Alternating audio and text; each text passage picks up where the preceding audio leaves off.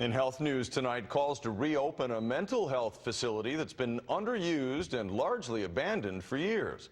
Critics say too many people who need help are living on the street without the services and resources they need.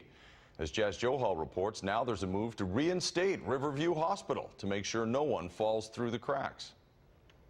Even today, Riverview Hospital's historic buildings and sprawling lands conjures a certain image. From the sky, you can see the peaceful, bucolic setting. Originally opened in 1913, it was closed last year, but its demise was decades in the making, as the idea of getting mental health patients into the community grew popular. Get them out of institutionalized settings like this and give them support on the outside. Regionalization has been, in many ways, very successful, but still there are people falling through the cracks. While current mental health research does show people do respond to care in smaller community-based facilities, there's no doubt too many mentally ill people are now wandering the streets, a danger to themselves and the public.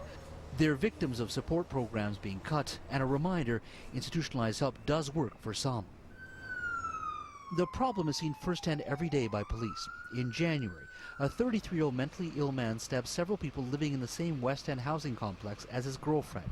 He attacked others with a hammer. We need you to stay here, Derek.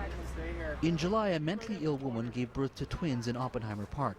At one point, she had to be restrained during labor, as she was a threat to her children's safety. Yeah, it looks like a needle. On August 12th, police are called downtown after getting reports of a distraught man carrying a needle in his hand. He was being confrontational with passers-by and police. Authorities were forced to use a beanbag gun in order to arrest the man. It was later learned he was suffering from a drug-induced psychosis. Arrests under the Mental Health Act in Vancouver have quadrupled in the past decade. We went from the agency of last resort to the mental health service agency of first resort.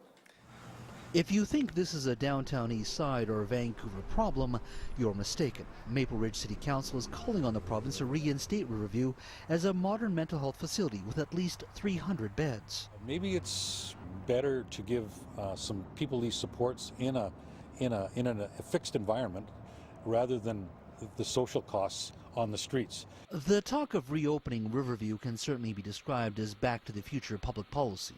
At 240 acres, there's certainly enough land to build a new facility. Some of the older buildings are in disrepair and the grounds certainly need upkeep. Many worry it will fall into the hands of developers, eliminating any chance of a new Riverview. This is an important piece of public land that has historically for over a century delivered mental health services in the province of British Columbia.